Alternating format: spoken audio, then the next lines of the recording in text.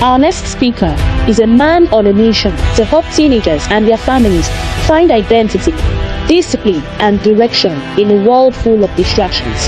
Chiedozie Eze is a dedicated personal development coach, entrepreneur, and public speaker with a passion for guiding teenagers and young people toward fulfilling their potential.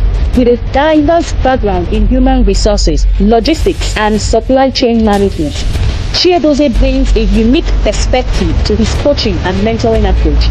As an author, he has written several life-shaping resources, including Teenagers of the Bible, Volumes 1 and 2, Why Teens Fail, available in English and Portuguese, Overcoming Smartphone Addiction, and The Gift of Order, each one designed to spark deep conversations, build clarity, and develop lasting character in today's generation.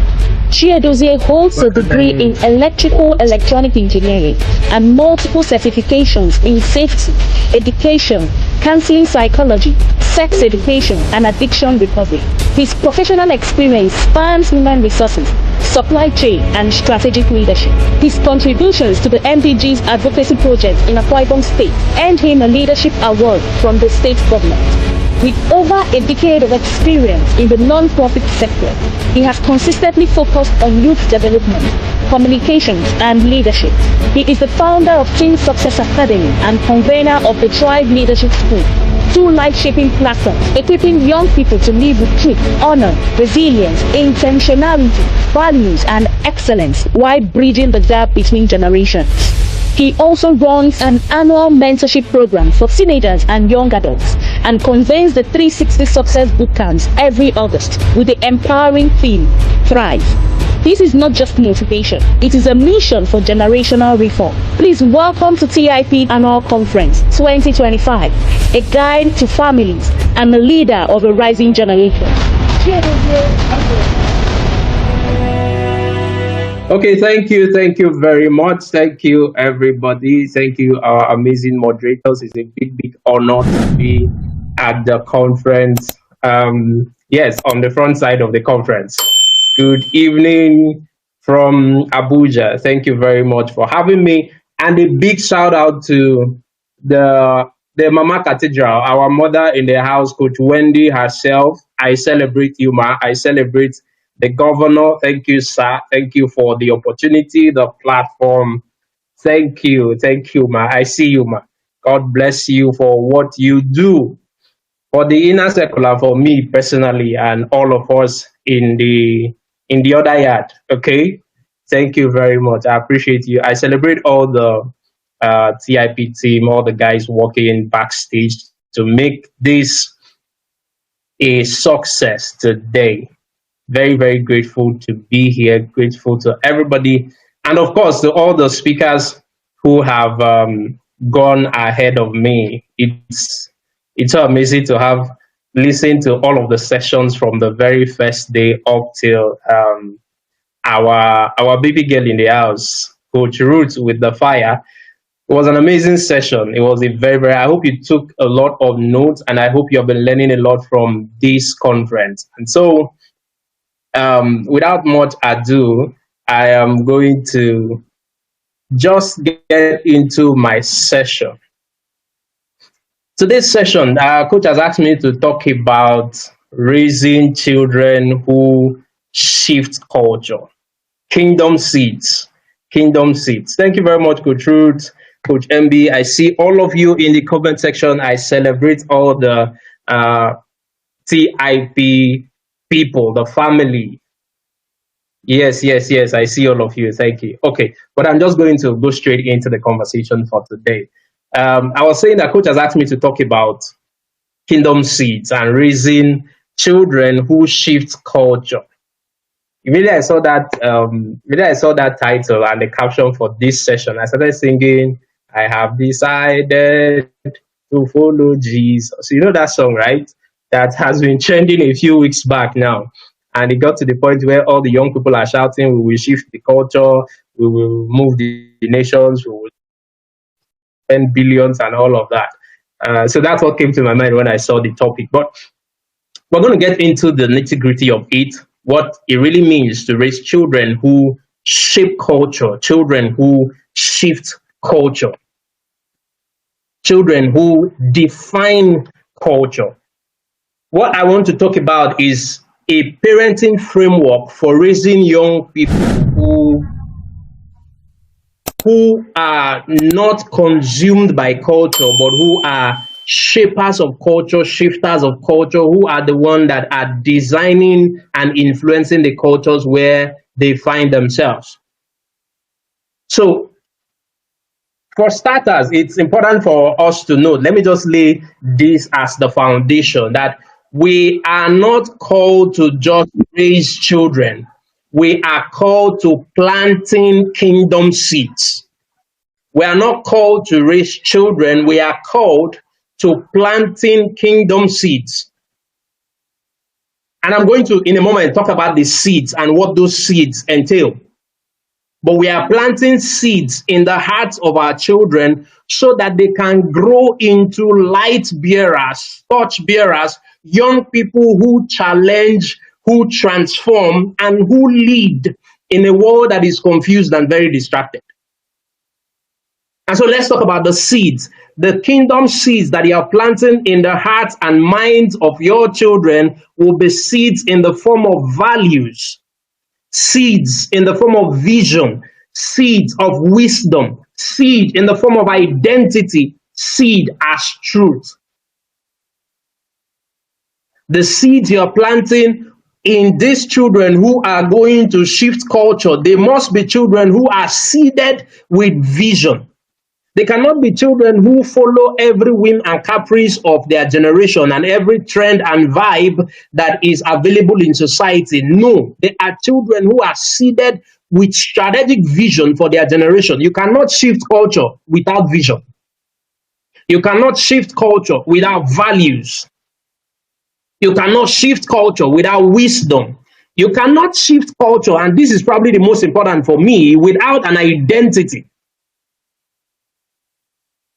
And you cannot shift culture without truth. So, seeds of value, seeds of wisdom, seeds of identity, vision, and truth is what we are going to learn, practice, and sow in the hearts of our children if they are going to shift any culture. If culture is not going to push them aside. So, your children, as much as parents are very focused in protecting children and all of that. Coach will say that God gave you children to raise. Your responsibility is not protecting them. So the children we're talking about are not children who are merely protected from culture. They are prepared to influence it. The assignment is not to protect your child from culture. Junior, don't go outside. Don't mix with bad people. Don't follow bad gang. What is bad gang, sir? What is bad gang? But my point is, your children are not merely protected from culture, they are prepared for it. They are prepared to influence it.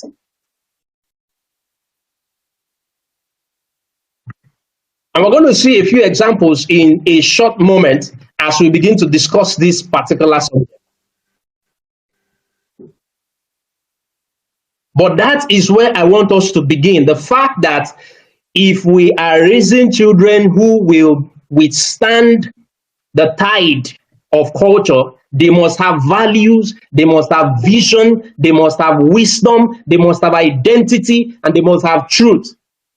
Not just information, not just trends, not just the latest whatever is going on.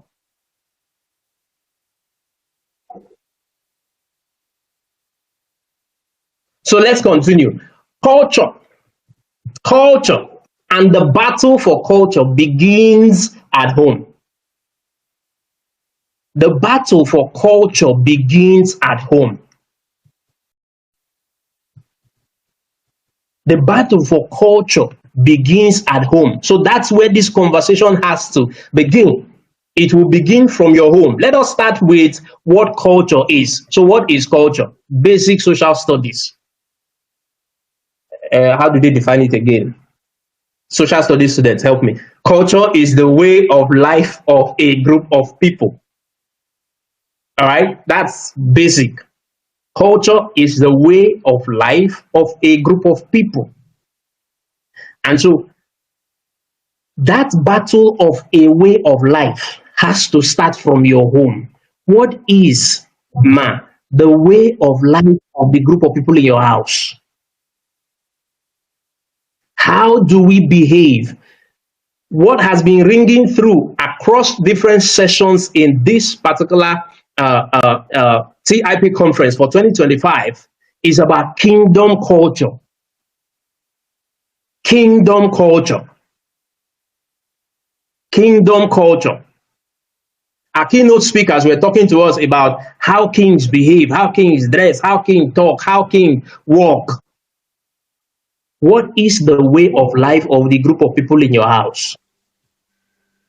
Culture is that invisible atmosphere that shapes how we think, how we behave, how we value, and how we live.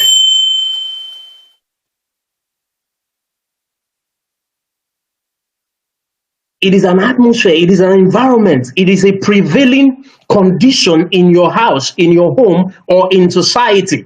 But I said the battle has to start first at home. So we're talking about culture in the home. It is that atmosphere that shapes how we think, how we behave, how we value, how we live, how we relate with others, how we have fun, how we play, how we laugh.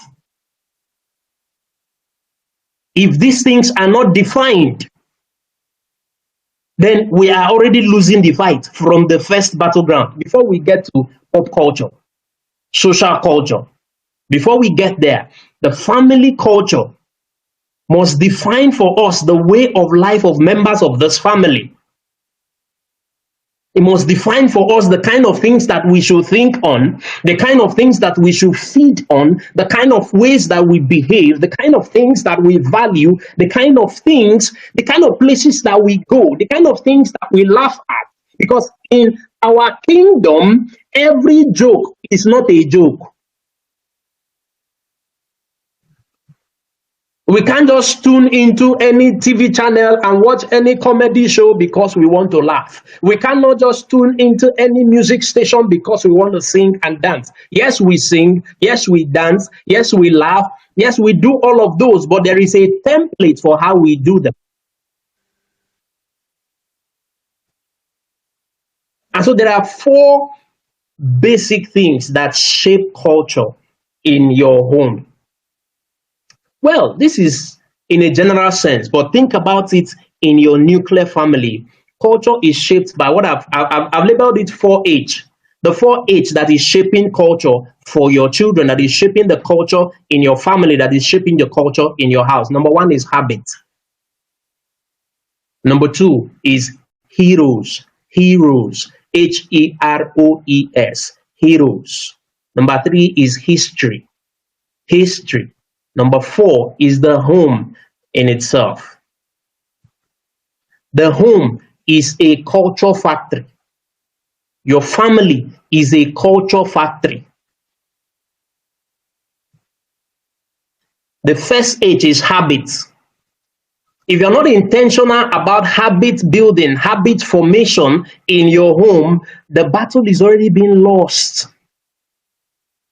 When you think about habits, think about discipline. Think about routines. When you think about heroes, we're talking about the 4H that defines and shapes the culture that your children will live by, that we will live by in our families. If you're thinking about heroes, you're talking about role models.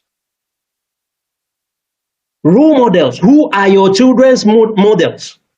Who are they watching? Who are they beholding? Because we will always become what we behold. We will always seek the things that we constantly see. What are you presenting before them? Who are their mentors? When they talk about mentorship and how you should take advantage of mentorship, you see, mentorship as a culture in your home is not something you do and send the children for mentorship. If it's a culture, then mommy and daddy have a mentorship system and accountability system, and then the children have a mentorship system and accountability system. When we talk about role models, young people must see their children modeling after the things that they are asking them to model. So who are the heroes around your house?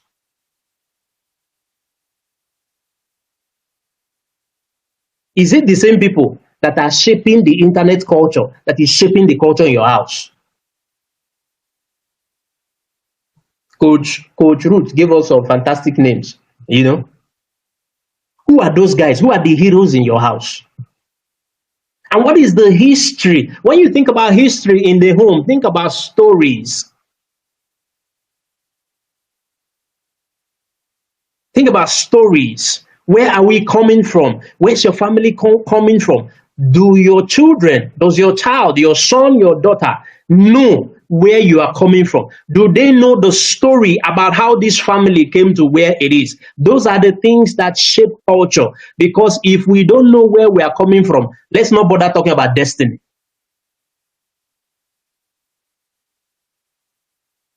You must understand history before you can effectively talk and prepare yourself for destiny. And then the home in itself, the atmosphere, the environment. That means that your home will no longer become shelter. Your home, somewhere in this conference, somebody said your house is not hotel room. Your house can no longer be just residence. It has to become, I said, culture factory. A place where we are spinning and designing the way of life of a group of people. If we are going to shift any culture outside, we must form a culture and identify with it from the family front. Your home is that factory where destinies are shaped. Some time ago, it was we were in a session when one of my brothers, our very big brother, Coach David, was talking to us, and he referred us to a scripture I'm going to make reference to right now. There's a prophecy in your Bible. Yes, your Bible.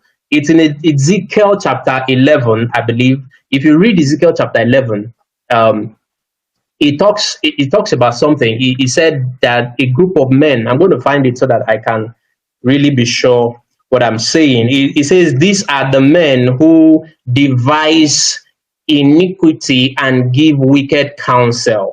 If you read it from the Message translation, it says, and God is talking to this guy called Ezekiel, the prophet. He says, Son of man, there are those who draw up blueprints for sin. Underline, draw up. Underline, blueprints. There are those who draw up blueprints for sin. There are those who think up new programs for evil. Underline, think up. Underline, programs.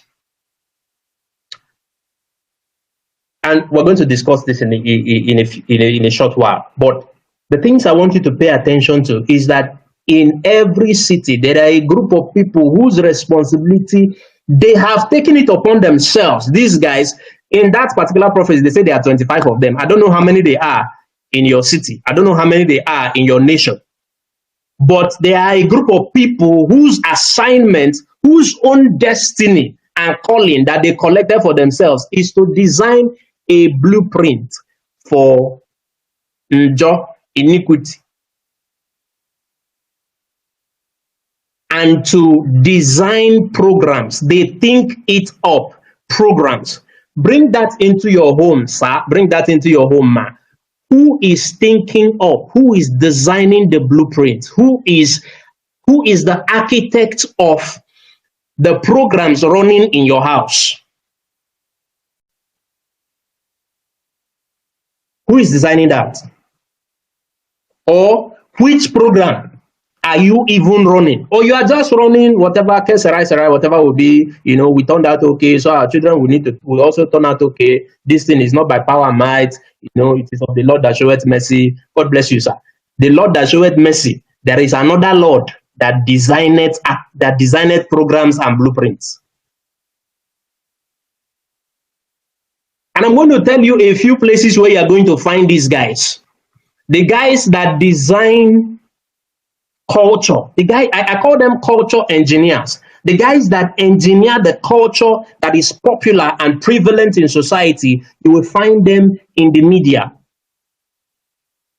All kinds of media, print, electronic, social media, video game media. They are engineers designing how your children will behave 10, 20 years from now.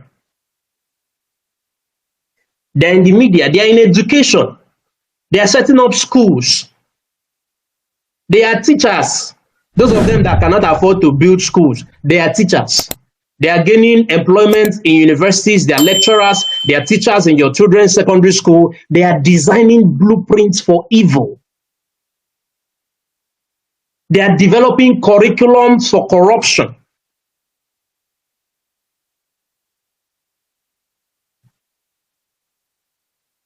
They are in sports. They are in sports. They are designing all manner of things in sports. They are in politics. They are designing how governance is run and things like that. I listen to the news a lot, and I hear something that is very popular when they say that political parties in Nigeria don't have ideology. When we are discussing politics, you may have a point, but there is really no such thing as they don't have ideology, because culture is not neutral. That one of the characteristics of culture is that it is not neutral. There is no neutral culture. There is no such thing as this culture does not have an agenda. It is a lie. Every culture, every system has an agenda. Every media has an agenda. There are no neutral media. There's no neutral textbook. There's no neutral novel. There's no neutral film. There's no neutral music. You say, this music is, it's not really, you don't know. You don't. So culture is not neutral. Therefore, your children cannot be neutral. The young person that is going to shift culture cannot be a neutral human being. If not, neutral cannot shift nothing. So your children are either being shaped by culture or culture is shaping them.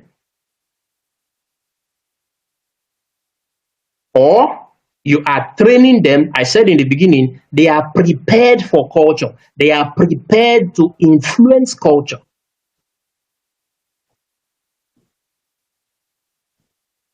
One of the characteristics of culture is that culture can be loud. Culture can be very, very loud, and you call it peer pressure. Peer pressure is culture pressure.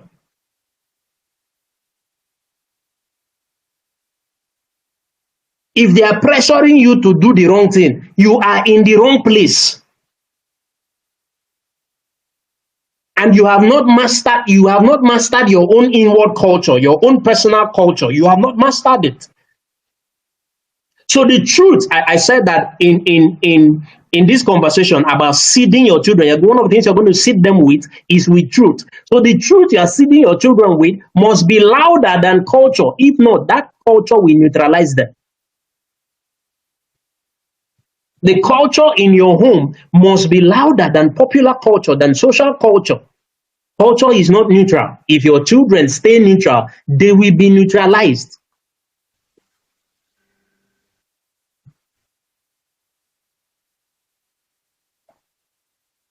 So, as a parent, how do you respond? I go back to that prophecy in Ezekiel chapter 11.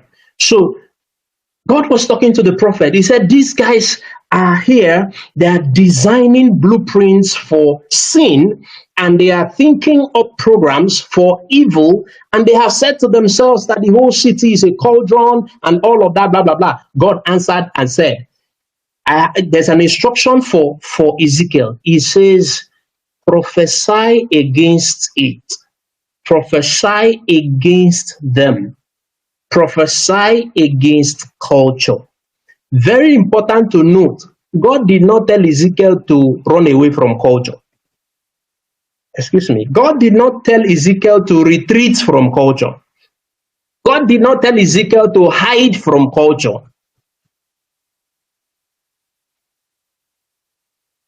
God did not tell Ezekiel to withdraw from culture. Because some of the strategies that I see is a strategy of, the reason I don't want my children to mingle is because blah, blah, blah, blah, blah. At the end of the day, it is out of fear. Coach talks about parenting with fear. You're trying to preserve your children from culture, protect them from culture. You're trying to hide them. You're trying to, withhold them, and you pay a big sacrifice when you do that. In the course of this conference, I've heard, I believe it was Coach Omara talking about cultural intelligence. You are not given an instruction to retreat from culture. The instruction is to prophesy against it. I'm going to, if you read it in another translation, it says preach against them. So preach, prophecy. Let's talk about prophecy for a moment, because in my notes, I define prophecy as strategic communication.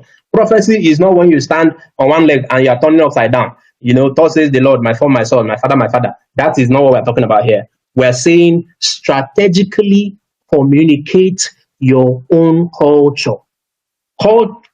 Prophecy is strategic communication. And I'm going to define it for you the way I have it here. So you may want to write this down. This is one of those things that you're not going to find outside of this class.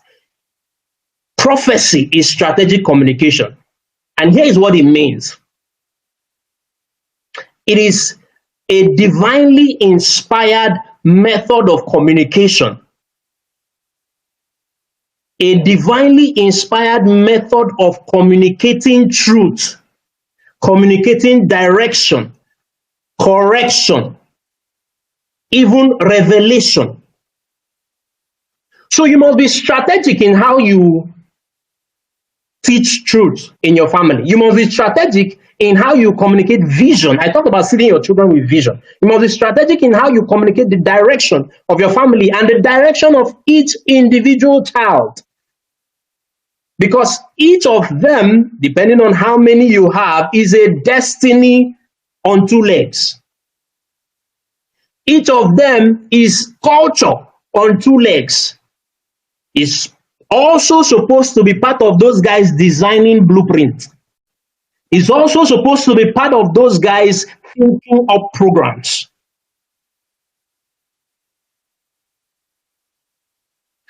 Back to defining prophecy, a divinely inspired method of communicating truth, direction, correction, or revelation. But it has to come with a sense of urgency and authority. It is a strategic method of communication that shapes the future of your children, that aligns them with destiny and the will of God for their life, the purpose and counsel of God for their life, the vision for their life must be correctly and strategically communicated.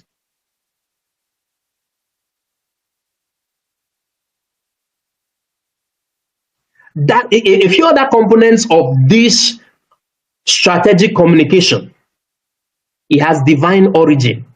So it's not a function of my opinion. It's not a function of your child's opinion. It's not a function of the opinion of one influencer on social media. Yes, I intentionally called influencer, not influencer. It's not a function of what is popular. It is a function of purpose. It is a function of divinity. One of the identities of a kingdom and a king is that a king is spirit. And so the vision, the communication The bootcamp was a good experience. I think the bootcamp experience last year was very useful. The Thrive Bootcamp has been a place of emotional and hi guys, my name is David Stevengill. The Thrive Bootcamp has been a place of emotional and spiritual growth. This year will be my 4th year going and I'm super excited. The Thrive Bootcamp has solved a lot of things, both spiritually and emotionally. Some spiritual things like how to grow, how to listen to God, and how to let His Spirit dwell within you. And other emotional things like how to manage family conflict, how to deal with like sibling rivalry and stuff. And also how to just grow emotionally and spiritually to become a better teenager. There are usually 2 sessions a day and they're very engaging. They have speakers who will bring in experience that can drive home the point. I would encourage any teenager out there to invest these 2 weeks into their personal growth and development. I promise you, you will not regret it. The bootcamp experience last year was very useful and helpful. It gave me something productive to do during the summer. It also helped me organize my life and open my eyes to a lot of things I was missing out on. Hello everyone, my name is Onyinye Go. Athletes have been a part of the Thrive Bootcamp, I guess 4 or 5 years since Coach started. It has been an interesting experience. What I really love about bootcamp is the way the curriculum is curated. It's a balanced curriculum, so it touches every facet of life: the spiritual, the physical, the emotional, the financial, and all the skills that our teenagers need to thrive. The beautiful thing about it too is that it's easy paced, so usually there are 2 sessions. And then after each session, there's usually an assignment or something to do that helps to drive home the point that has been taught for that day. So it's not just theory. I want to encourage every parent, register your child and watch the amazing growth and change that your teenager is going to experience during these 2 weeks. We need to seed our children with truth, with vision, and all of that. But then the culture that is prevalent in today's world is that culture that has normalized rebellion for young people. And so, as a parent, and preparing our children to walk counterculture is that we must begin to sow seeds of discipline and discipleship in the home. The culture of rebellion, if I stay on that alone, the different blueprints that are being designed to reinforce the mindset that young people are supposed to rebel against constituted authority, you will see it everywhere. You will see it on the media. You will see it in the video games that your children play. You see it in a video game that your children play. Video games are intentionally designed to inspire a certain kind of behavior and response from the life of even toddlers. But if you are not mindful of this thing, what is your own? It's fun. My child needs to play. You buy the video game and you install it. I don't want to mention some specific names, but you will know them. If you follow all of our social media handles, we will make reference to it. Coach Wendy just spoke about one recently. Is it the movie? Is it the media? Is it the books that your children are reading?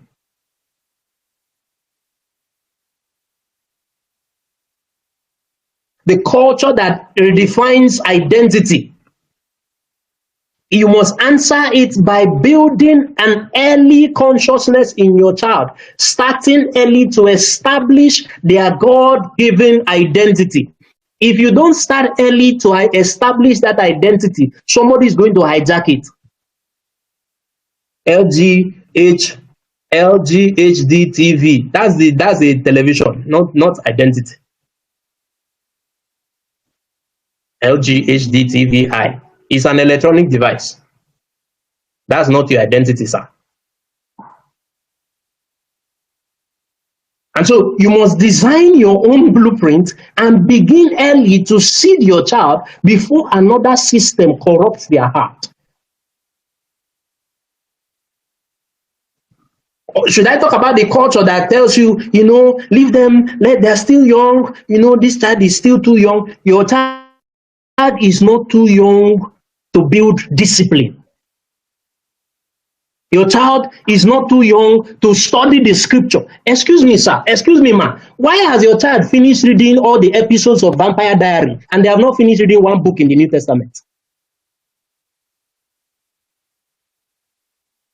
Why did you sit down and your children can recite? What is the name of the other one? Oh, somebody reminded me about it today. Harry Potter. Your child has finished reading Harry Potter. They are waiting for whether there's another new one that they will write. But that child does not know about Harriet Tubman.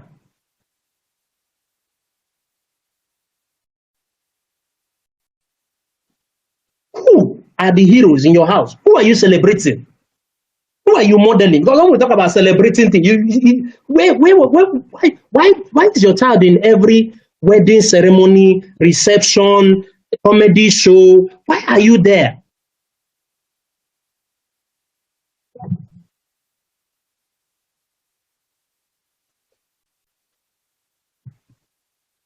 Why are you there? Why is your child there? And so you must begin to train children to interpret times and seasons in their life and how to respond with the right consciousness. If there are those who design the blueprints of sin, if there are those who think up programs of evil, there must be those who design the blueprints and programs for righteousness. Those are the caliber of persons that are going to shift anything. And so I talked about the fact that your house is a culture factory where you must that house must become some mini embassy. Kingdom families, right? Kingdom seeds, right? Kingdom mandate, right? So you must have an embassy for the kingdom. Your house is one. And there we discipline people and we disciple them. We teach them who they are. You are not a cat. And the day you choose to be cat, we'll show you where cats stay. They stay by the porch. We show you who you belong to. Where you belong. You don't belong everywhere. Kings don't. When was the last time you saw one on your street? Kings don't belong everywhere. Then every king has a mandate. In that embassy, we will tell you the mandate. We will tell you mandate is purpose. Mandate is vision. Mandate is destiny. Mandate is mission. We are going to help you define your mission for life. Those who will shape or shift culture are people who are on an assignment with purpose, with vision. Son of man, parent of man, prophesy against them. Parent of man, parent of boy, parent of girl, parent of teenager, preach against them. Strategically communicate against the prevailing culture in your environment. And there are myriad of examples that we can look at. Now, I'm not going to pick two examples that I always like to use when I talk to my teenagers.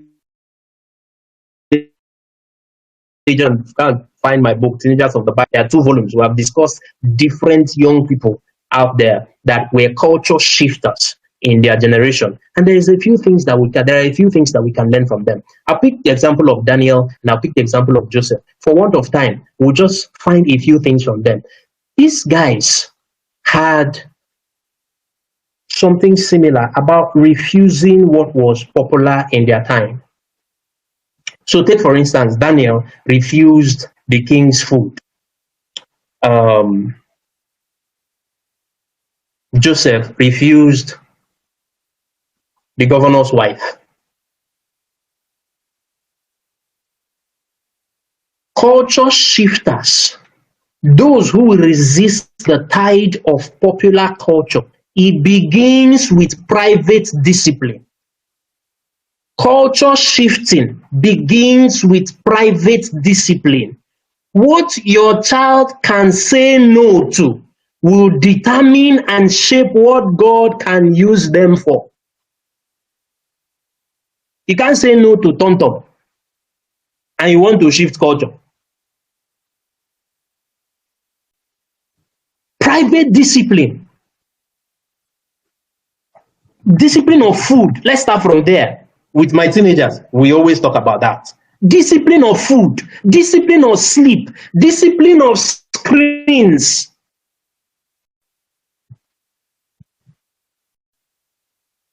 TV screens, video games, tablets, phone, computer, iPad, anything screen, even windscreen. Discipline of screen. Culture shifting begins with private disciplines. The day that Daniel showed up in the president's this type of food, it was not that day he started practicing that thing. That day was the day of test.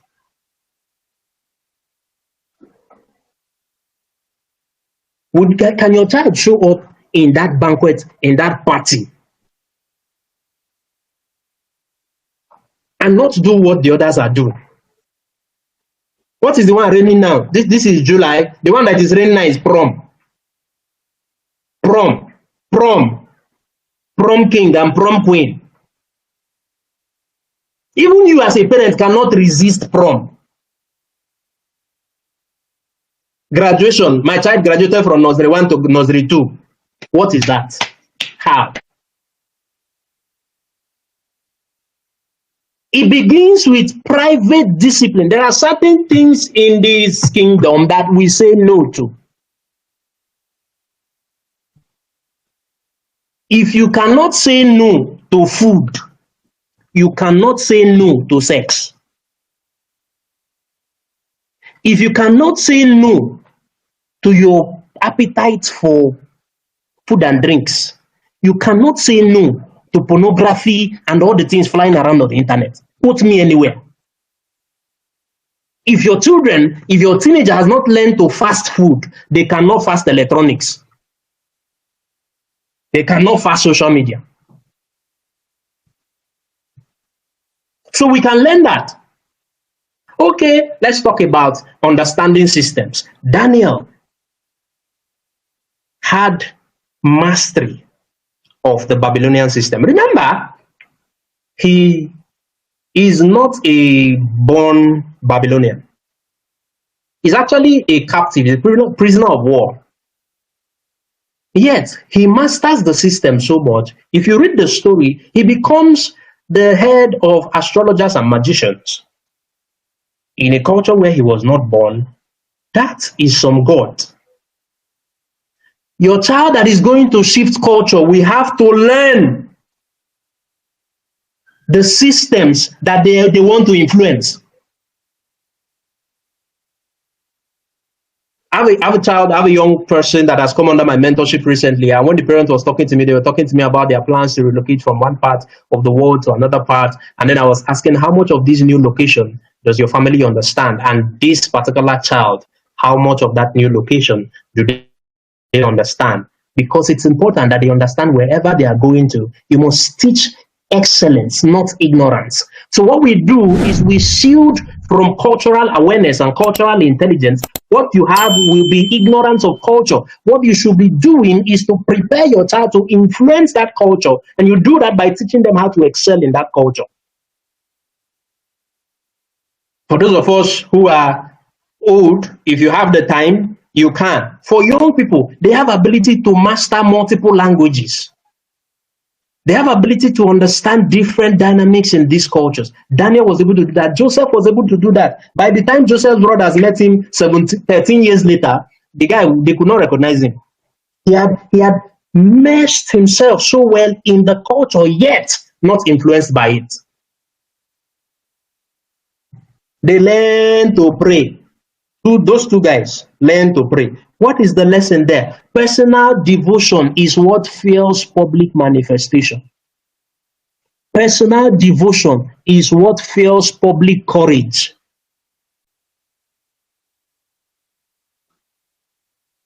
I used to pray a prayer one time. May our outer court, may our public image not be larger than our private place. May your platform not be bigger than your secret place.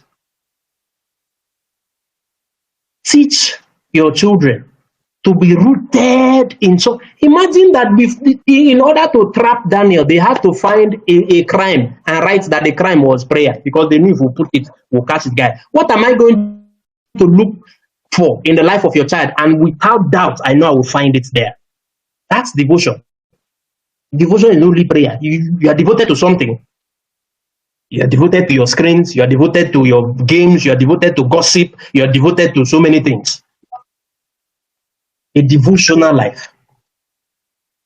What about spiritual gifts? Have they identified it? Have you identified it for your children? The gifts that they have. Spiritual gift is for transforming system. Spiritual gift is not for you to be shouting and disturbing your neighbors in the house or to be competing with people in church, envying people and quarreling with people. Your spiritual gift is for transforming nations and for shifting culture.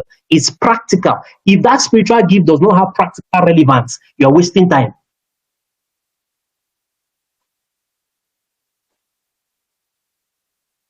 It was the spiritual administrative gift of Joseph that led and transformed the economy of the nation of Egypt at one point. We need kingdom example in policy, in government, in economics, in every facet of life, in education. Which one will these our shifters go for? I asked before, why has your child finished reading Vampire Diaries and they have not finished the New Testament of the Bible? For the Muslims listening to us on this call, this is the place where I celebrate them the more, because I interact with teenagers from everywhere, and I see that the young ones from that side, they have finished reading the Quran. When you finish talking in tongue, if the only devotion that happens in your family is 7 a.m. fire prayer, you have failed. I said it, and I don't have anything against fire prayer. I said, if the only devotion that happens in your house is 7 a.m. fire prayer, you have missed it.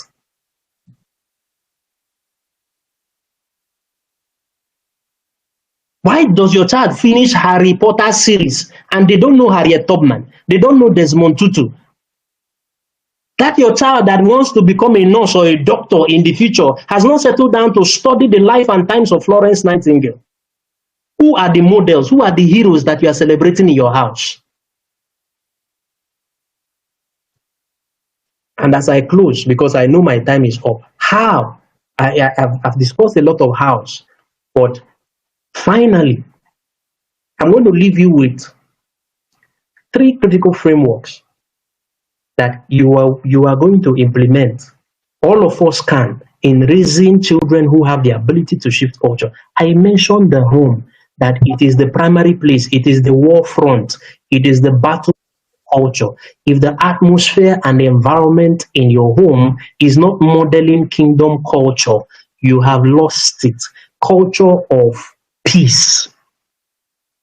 When I see all these children who cannot control their emotions in public, I know where they are coming from. I can say without a doubt, there is a culture in the home that does not support love, that does not support forgiveness, that does not support peace. It supports eye for eye, tit for tit, tooth for tat, however you want to say it.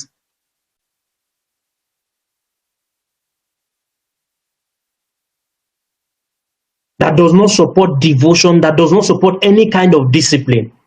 Your home, in your home, you must surround children with godly influences. I spoke about mentors, books. Godly influences are books, mentors, human beings, communities. Why are you not in the inner circle for Jesus Christ's sake? Why? And those of you that are there, why are you at the back? Why?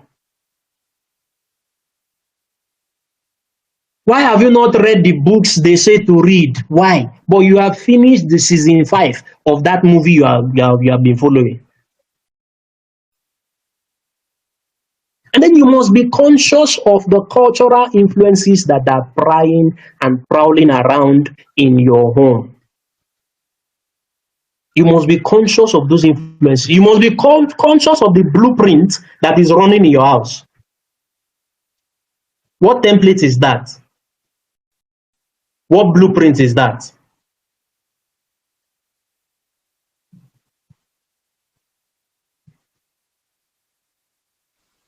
Build family rhythms, build routines. Culture resistance, culture shift is more about rhythms and routines than rules and regulations. if your children grow up with a rhythm, if they grow up with a certain lifestyle and a routine, they're not going to need a lot of rules and regulation. It is encoded. You remember we talked about drawing up program. It is programmed. It is encoded in their lifestyle. Your family devotions, your family declarations. What is the service lifestyle in your home? Cultural influence. What is the music that is prevalent in your home? What is the media? Who are the friends of daddy and mommy? Because you cannot be telling us don't have bad gang. You have bad gang, sir.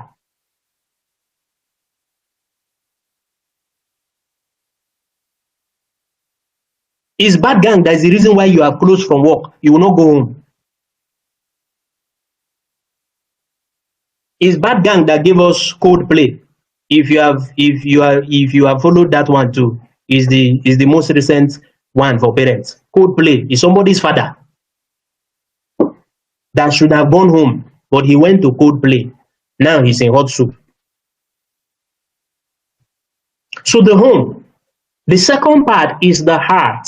You must focus on building. In the heart is where identity is formed. In the heart is where boldness is cultivated.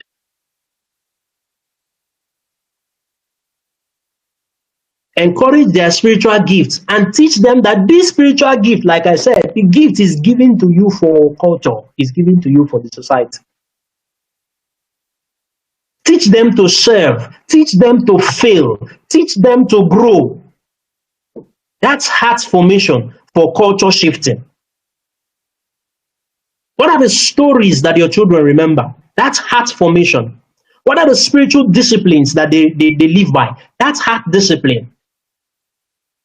What are the resilience building activities that your children engage with? Are they in any form of accountability system? That is heart formation. This lawless and headless generation will soon have their heads cut off. But that will not be your child, because we are talking about raising children who are going to shift culture. So when you have paid attention to your home, paid attention to your child's heart, then we can begin to talk about competencies. And that's where we pay attention to the head. And very importantly, before I go, is you must begin to have conversations about worldviews in your home. In the inner circle, we have this conversation when we talk about spiritual intelligence. Worldviews. There are no neutral spaces. There are no ungoverned spaces in culture. There are no demilitarized zones in culture. Every place is military. And so what is the worldview that your children have? Teach them how to think. That's what I mean by worldview. How to think about culture. What is our position? What is our standpoint on this issue? What is our value on this matter? There are certain matters that before your children leave the house, it should be decided. You don't prepare for war on the day of war. You prepare ahead. So if tomorrow somebody says, will you sniff cocaine? We will not. You see, O king, we are not concerned about, we're not going to think about this matter. We have decided before now that we're not going to do this thing. So, and the reason we decide is because our God says so, and He will help us. But even if He does not show up, we have settled this matter before coming to you, sir. Well, this is not the negotiation point. That's a conversation about worldview. Discuss media. What is our position on this kind of media? What is our position on this kind of trend? What is our position on this kind of social issues? Then role play difficult conversations. Learn to practice difficult conversations with your children in the house. That's how you prepare them for difficult conversations in the city. Because those guys that are designing blueprints, they're not smiling with your child.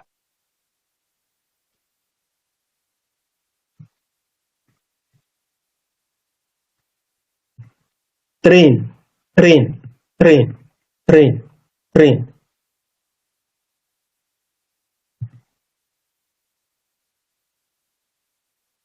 In every generation, there will be architects of sin. Every generation has it.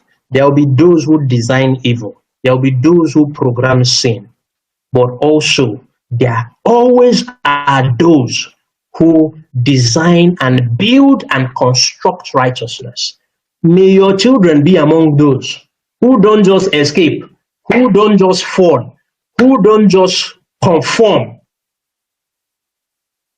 but they shift and they transform culture. I've overshot my time. That's as much as we can go on this conversation.